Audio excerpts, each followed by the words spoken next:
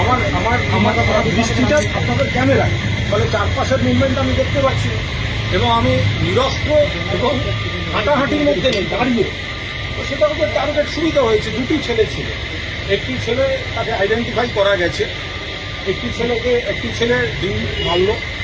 আমি একদম শেষ মুহূর্তে মাথা ঘোরাতে পেরেছি, নইলে আমার এই চশমার কাঁচটায় পড়লে আমার চোখটার 12টা বেজে যেত। আমি জাস্ট মাথাটাকে শুধু শেষ মুহূর্তে একটা কিছু মুভমেন্ট দেখে ওটা যেরকম একটা রিয়াকশন হয়, আমার মাথা ঘুরে গেছে এবং সেটা সঙ্গে সঙ্গে এখানে লেগেছে। कैसे हुआ ये हादसा सर? कैसे हुआ? आप तो थे वहाँ पर। मैं ममता दीदी का घर से निकल रहे थे। वो तो जेट कैटेगरी है, ममता दीदी जेट कैटेगरी। তো ওনার বাড়ির সামনে দাঁড়িয়ে এসে যেমন এটা তো কোনো প্রথম কথায় দয়া করে এটাকে জনরস বলবেন না। দুটো ভেঁড়ো রাস্তায় এসে ডিম মেরেছে, এই সমস্যা।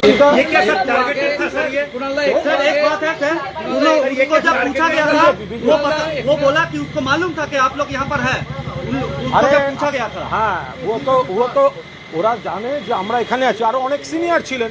এখন ও আগার সৌগত রায়, শোভনদেব চট্টোপাধ্যায়, कल्याण बनर्जी, मदन मित्र, विमान सीनियर लोग यहाँ पर थे।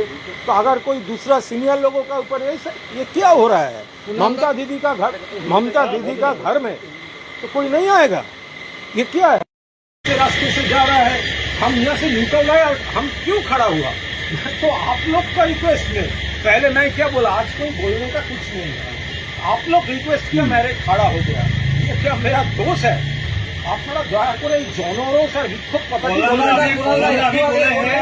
आप लोगों का टीएमसी करने के ये कोई आप लोगों को कोई सिक्योर नहीं है, जबकि शुभेंदु अधिकारी खुद यहाँ के एमएलए है, उनका एरिया है, कॉन्स्टिट्यूएंसी है।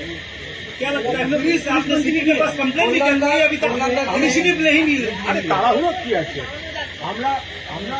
আমি কালীঘাট থানার ওসি এবং সিটিকে মেল পাঠিয়েছি এবং তাকে এইসব করে যদি মনে হয় যে আমাকে ভয় দেখানো যাবে বা আমাকে, আমি তো অবাক হয়ে গেলাম পুলিশের ভূমিকা দেখে। পুলিশ দাঁড়িয়ে দাঁড়িয়ে মজা দেখছিল।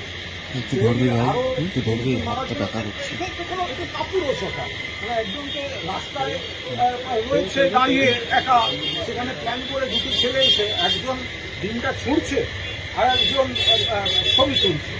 তো এখানে ছবি একটু আগে এখানে বলে গেছেন রিলেটিভ হ্যাঁ, কোন শুভেন্দু অধিকারী তার প্ররোচনাতেই এগুলো হচ্ছে।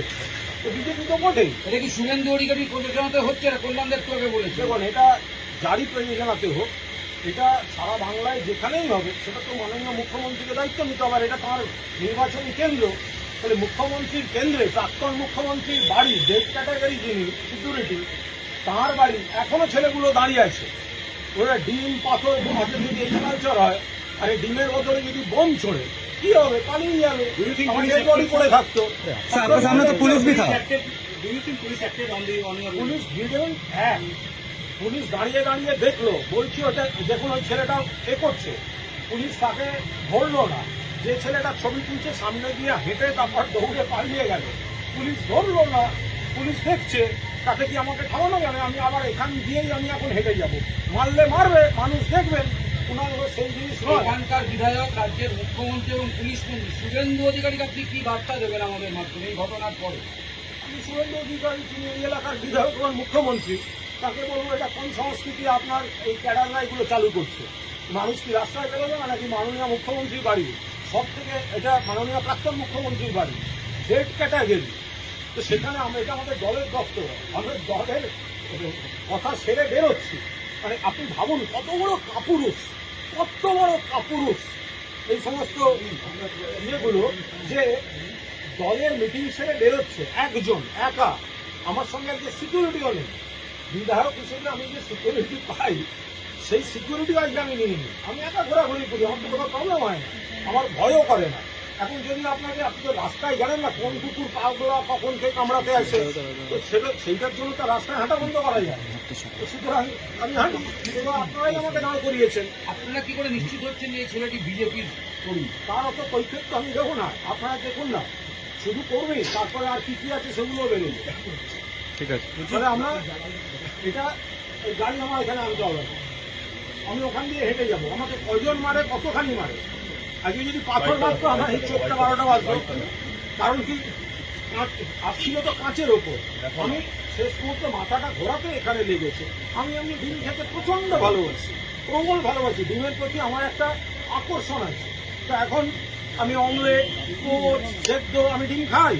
এখন সেটা নয় কেউ মেরে বিরক্ত দেখাতে গেছে, এসব জানোয়ার এইভাবে আমাকে থামাতে পারবে না। আমাকে রাস্তায় 100 ডিম মারবে, 1000 ডিম মারবে, গায়ে হাত দিয়ে মারবে, আমি কুণাল ঘোষ যেরম আছি এসব কুকুরের মতো পালাতে হবে। তো সামনে তোমার দাঁড়িয়ে থাকা ওই দূর থেকে ছোড়া ছাড়া এসব গিরেরা কোথায় ছিল, তাও তো পালিয়ে গেল। আবার কয়েকটা দল করে দিয়ে দাঁড়িয়ে আছে, এবার হিন্দিতে বলছে। প্রথমে এখানে জিজ্ঞেস করেছে, ওখানে আমাদের ছেলেরা ছিল, জানালো यहाँ पर কুণাল ঘোষ নিকল রয়ে হ্যাঁ। ওখান থেকে একটা কিছু এসছে, তারপর অ্যাটাক হয়েছে, তারপরে কোন কোন হ্যাঁ প্রশ্ন এসছে, তারপরে এখান থেকে কে উত্তর দিয়েছে, তারপরে বলার পর আবার বলেছে আমি भी ये आदमी अंदर में है।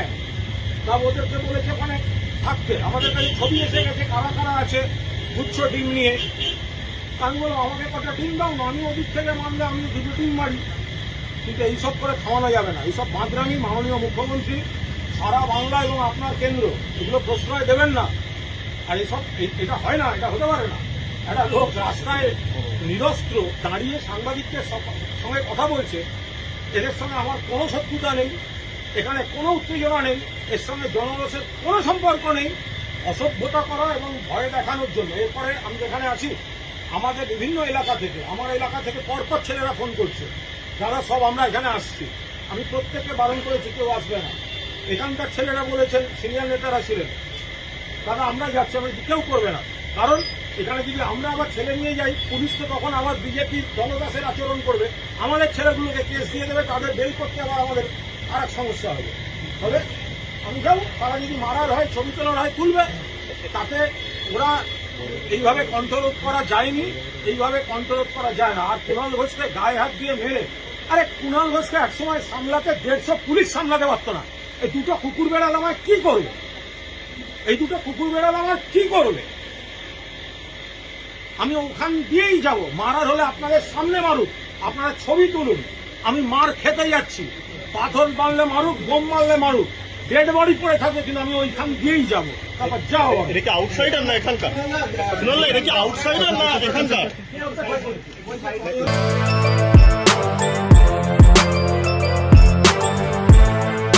এখন অনেক বড় শ্রী লেদার্স হাওড়া ময়দান। আপনি কি জটিল কিছু সমস্যায় ভুগছেন, সমাধান পেতে চান? যোগাযোগ করুন প্রখ্যাত জ্যোতিষ ও তান্ত্রিক মনসারাম ভট্টাচার্যের কন্যা মনসা কন্যার সাথে।